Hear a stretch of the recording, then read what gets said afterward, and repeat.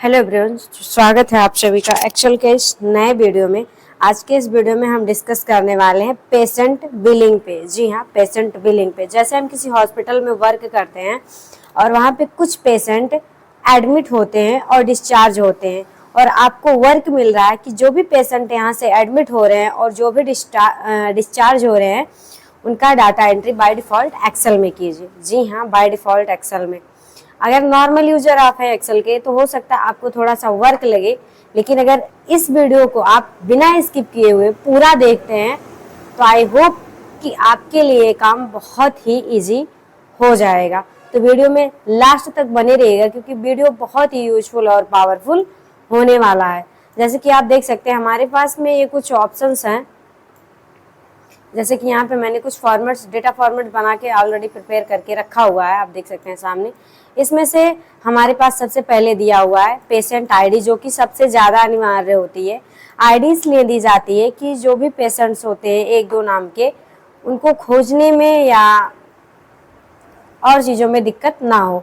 अगर आप patient ID नहीं लिखते हैं तो फादर्स नेम लिखना आपको कंपलसरी हो जाएगा। वो इसलिए क्योंकि एक नाम के दो पेशेंट, तीन पेशेंट ऐसा हो सकते हैं, इसलिए ये कंपलसरी हो जाता है।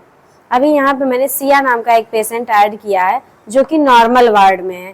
सपोज दैट ये तो पेशेंट नेम हो गया, ये रह गया वार्ड नेम। अगर मैं यहाँ पे कोई भी डेटा यानी कि कोई भी वार्ड में चेंज करूँ तो आप देख सकते हैं अभी यहाँ का पूरा डेटा चेंज हो गया, ऑटोमेटिक ये डेटा चेंज हो गया। आईसीयू जैसे ही मैंने चेंज किया तुरंत चेंज हो गया, ये पूरा का पूरा डेटा चेंज हो गया। मतलब आप एक बार मेथड बना करके पूरा का पूरा डाटा आसानी से प्रिपेयर कर सकते हैं। कैसे? जैसे कि मैंने बताया, यहाँ से आप देख सकते हैं ऑटोमेटिक ये चेंज हो रहा है, सब कुछ ऑटोमेटिक हो रहा है। बस मुझे क्या टाइप करने की जरूरत पड़ रही है, एडमिट डेट और डिस्चार्ज डेट, किस डेट में वो एडमिट हो रहा है और किस डेट में वो डिस्चार्ज हो रहा है। बट हम उसके लिए भी फॉर्मेट लगा सकते हैं। कैसे? सबसे पहले हम क्या करेंगे, यहाँ पे डेटा फॉर्मेट को हम डिलीट कर रहे हैं। यहाँ पे मैंने पेशेंट आईडी ऐसे ही लिख दिया है। उसके बाद में आप चाहो तो ड्रैग कर सकते हो, मैंने यहाँ 7 नंबर तक ड्रैग कर दिया है। पेशेंट नेम मैंने यहाँ टाइप कर दिया सिया। देखो, सबसे पहले हमें ज़रूरत क्या होती है उस फॉर्मेट में।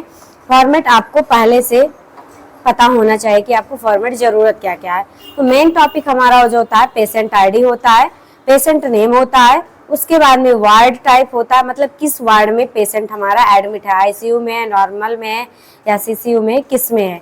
एडमिट डेट, किस डेट में वो एडमिट हो रहा है। डिस्चार्ज डेट, किस डेट में वो डिस्चार्ज हो रहा है। उसके बाद में यहाँ टोटल डे, यहाँ पे टोटल डे वो कितने दिन रुक रहा है। उसके बाद में यहाँ दे रहा है वार्ड चार्ज, मतलब जिस हिसाब से वो वार्ड में रहे उस हिसाब से उसका फीस लगे। और उसके बाद में यहाँ डॉक्टर फीस दिया हुआ है, तो उसी हिसाब से आपका डेटा का डेटा आ जाए, यानी कि डॉक्टर फीस टोटल हमारा कितना बन रहा है।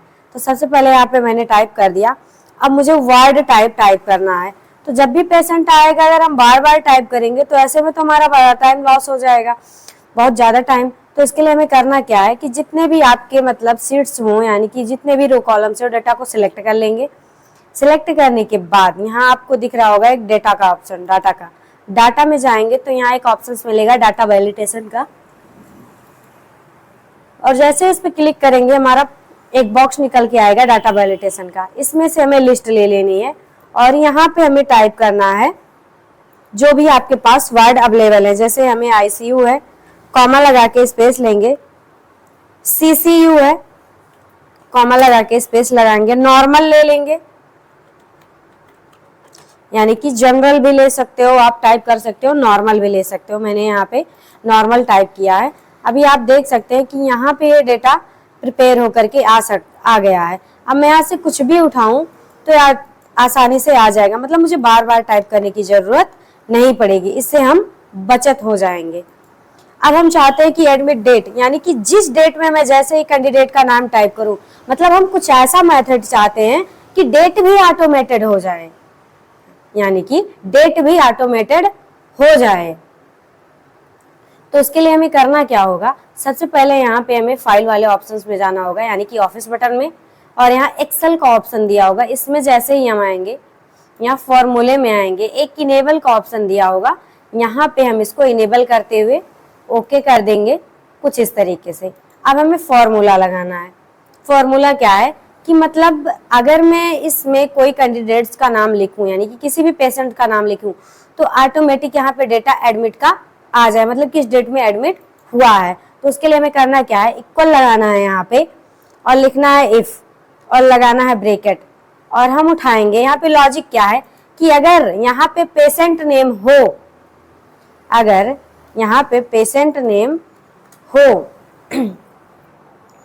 या फिर ना हो तो यहाँ पे डेटा ब्लैंक आए। अगर यहाँ पे पेशेंट नेम ना हो तो डेटा हमारा ब्लैंक आए, लेकिन अगर हो, एक्सेल इफ लिखेंगे, ब्रैकेट्स लगाएंगे,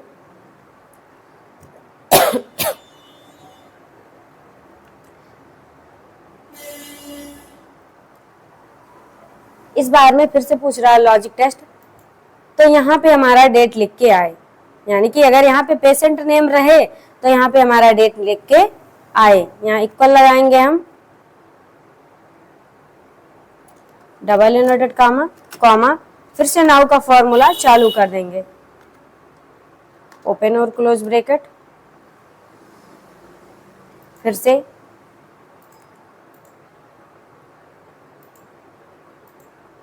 कॉमा लगाएंगे, एडमिट डेट को उठाएंगे,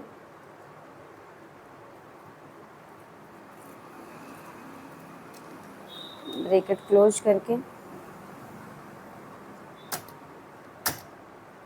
यहाँ पे देख सकते हैं हमारा डेटा आ चुका है। बट हमें करना क्या है कि इस डेटा फॉर्मेट को हमें सही करना पड़ेगा। तो सही करने के लिए हमें जाना है यहाँ पे नंबर फॉर्मेट में, जिसकी शॉर्टकट की Ctrl+1 है। आप चाहो तो वो डेटा ओपन कर सकते हो या कोई भी फॉर्मेट आप ले सकते हो। सपोज दैट मैं यहाँ पे जो है कोई भी फॉर्मेट एक ले रही हूँ, और अभी आप देख सकते हैं ये डेटा गलत आ रहा है। बट मैं जैसे ही यहाँ पे डेटा टाइप करूंगी, जैसे मान के चलो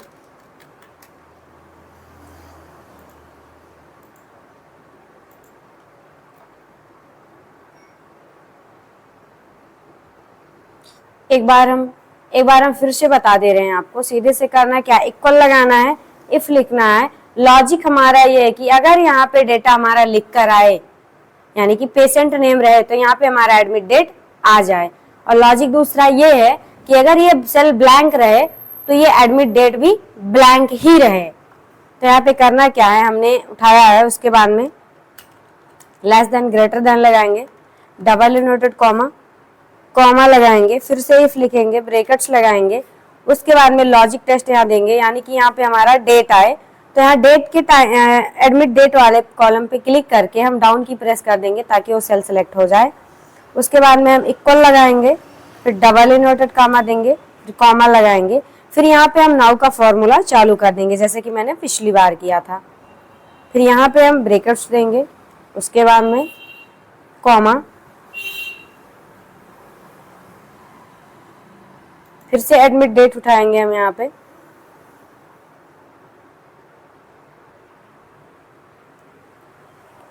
ब्रैकेट्स लगाएंगे, comma, double inverted comma, bracket close करके एंटर कर देंगे। अभी आप देख सकते हैं कि ये फॉर्मेट कुछ इस तरीके से आ रहा है।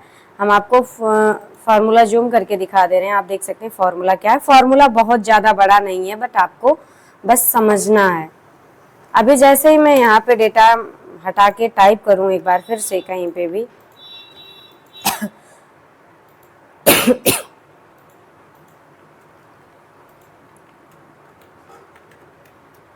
तो आप देख सकते हैं यहाँ 25 जून यहाँ पे दिखा रहा है, अभी का डेट दिखा रहा है, आप देख सकते हैं। डिस्चार्ज में हम क्या करेंगे कि हम चाहते हैं यहाँ पे ऑटोमेटेड, मतलब यहाँ पे हम ऑटोमेटिक नहीं कर रहे हैं, यहाँ पे हम खुद लिख रहे हैं क्योंकि ये हमारे नेम बेसिस पे है। और मुझे अगर डिस्चार्ज बनाना है तो उसके लिए मुझे एक कॉलम और ऐड करना होगा ताकि इससे ये हो सके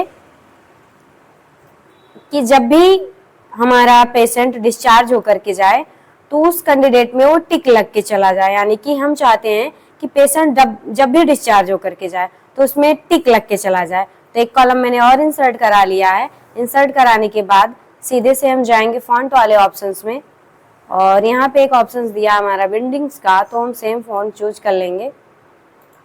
और यहाँ पे जैसे ही हम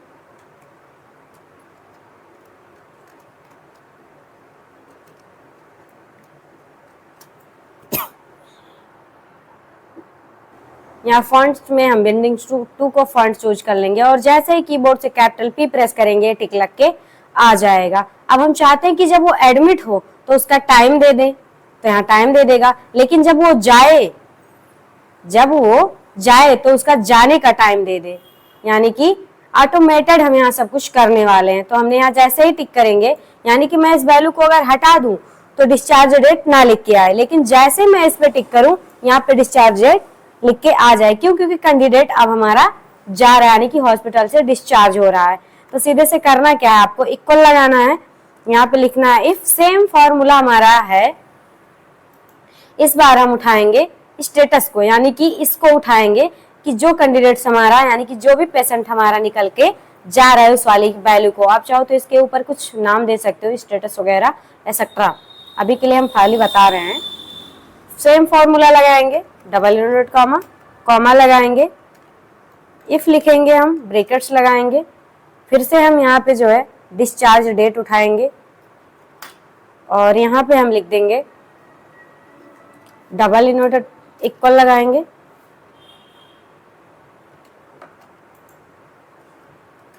इक्वल लगाएंगे, डबल इनवर्टेड कॉमा, कॉमा, फिर से हम नाउ को फॉर्मूला चालू कर देंगे। लॉजिक हमारा वही रहेगा कि अगर ये ब्लैंक सेल ब्लैंक रहे तो वैल्यू हमारी ब्लैंक आए, यानी कि कुछ भी लिखा हुआ ना आए।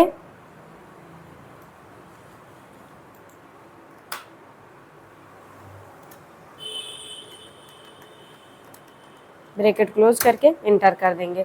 अभी मुझे इस डेटा फॉर्मेट को सही करना पड़ेगा। यहाँ से जिस डेटा फॉर्मेट में हम करेंगे उसी डेटा फॉर्मेट में आएगा। अभी आप देख सकते हैं ये डेटा गलत आ रहा है, लेकिन मैं यहाँ पे जैसे ही टिक करूँ तो आप देख सकते हैं सेम टाइमिंग आ रहा है। इससे मैं 2-3 दिन 4 दिन बाद कभी भी मैं यहाँ पे क्लिक करूंगी तो सेम डेटा निकल कर वहां पे आ जाएगा। यहाँ हम इसका नाम दे दे रहे हैं स्टेटस।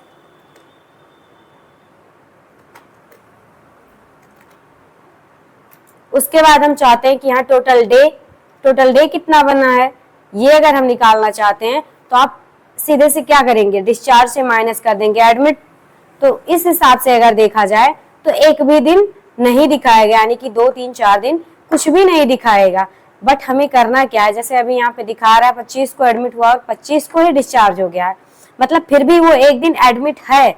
लेकिन मैं यहाँ पे अगर करूँ डिस्चार्ज से माइनस कर दूं एडमिट को तो आपको क्या मिलेगा, यहाँ पे 0 दिखाएगा, यानी कि कुछ भी नहीं दिखाई देगा। यहाँ पे आपको कुछ भी नहीं दिखाई देगा। बट करना क्या है, इक्वल लगाना है, इसको उठाना, माइनस कर देना है इसको और प्लस कर देना है 1। अभी आप देख सकते हैं यहाँ पे जो हमारा आ रहा है वैल्यू +1 पॉइंट में आ रहा है। यहाँ पे हम जनरल कर देंगे, यहाँ से वैल्यू हमारी जो है डिक्रीज कर देंगे, घटा देंगे। ये हमारा एक दिन निकल कर आ रहा है। अगर यहाँ पे हम कोई और डेट कर देते, सपोज दैट मैंने आज ही का डेट डाला है, तो मैं इसमें कुछ करेक्शन नहीं कर सकती, यानी कि एडिटिंग नहीं कर सकती हूँ।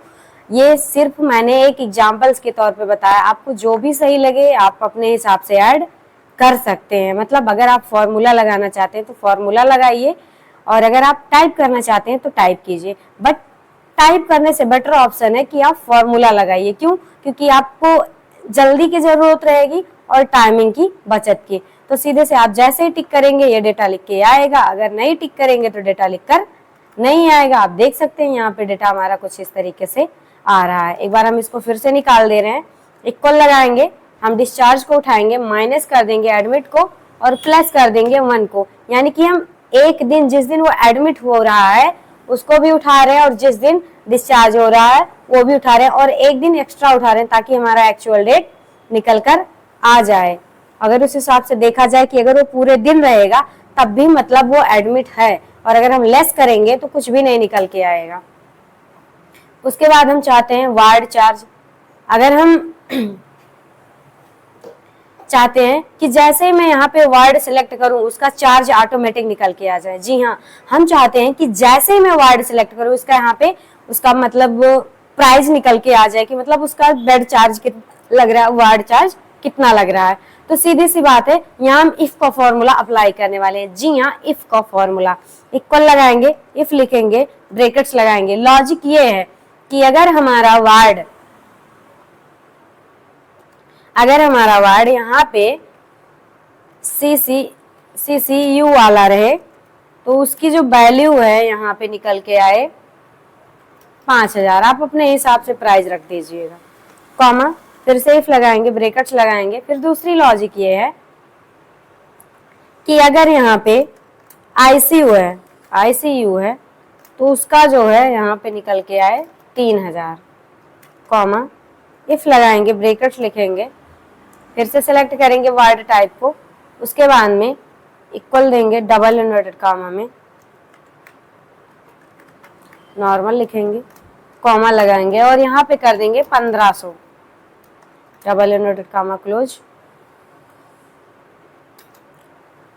ब्रैकेट क्लोज कर देंगे हम जितनी बार ब्रैकेट लगाए हैं, और मल्टीप्लाई कर देंगे हम, यहीं पे हम मल्टीप्लाई कर देंगे किससे, टोटल डे से, ताकि इस हिसाब से हमारा निकल कर आ जाए कि जिस हिसाब से हमारा वार्ड चार्ज लग रहा है उतना जितना दिन वो रहा हो उसका एक्चुअल प्राइस निकल कर आ जाए। अभी सपोज दैट आप देख सकते हैं कि यहाँ पे 1500 रुपए दिखा रहा है, यानी कि एक दिन, जैसे कि वो नॉर्मल में है तो एक दिन का 1500 रुपया दिखा रहा है। लेकिन अगर मैं वहां पे वार्ड चार्ज चेंज कर दूं, आप देख सकते हैं, जैसे मैं यहाँ पे चेंज कर दूं आप देख सकते हैं इसका चेंज प्राइस दे रहा है, यानी कि इसका चेंजिंग प्राइस देगा। अगर ये डेट अलग आएगा तो ये चीज भी डिफरेंटेड आएगा।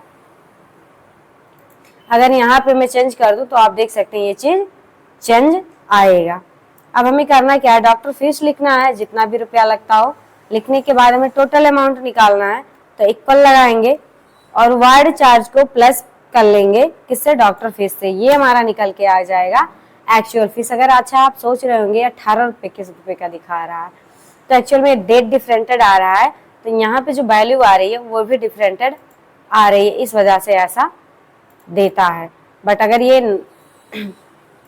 एक्चुअल में सही आएगा तो ये भी सही आएगा, मतलब ये डिफरेंटेड रहेगा तो ऑटोमेटेड डिफरेंटेड हो जाएगा। मैंने किया क्या है यहाँ पे, इसलिए ऐसा दे रहा है, मैंने माइनस करने के बाद जो चीज यहाँ गुणा करके निकाला जाता वो मैंने डायरेक्ट कर दिया। यहाँ पे मैंने डायरेक्ट इसका मल्टीप्लाई कर दिया कि मतलब वार्ड इसमें से कोई भी रहे उसके प्राइस से मल्टीप्लाई होकर के ऑटोमेटेड यहाँ पे आ जाए। जैसे कि मैंने यहाँ पे जब नॉर्मल उठाया है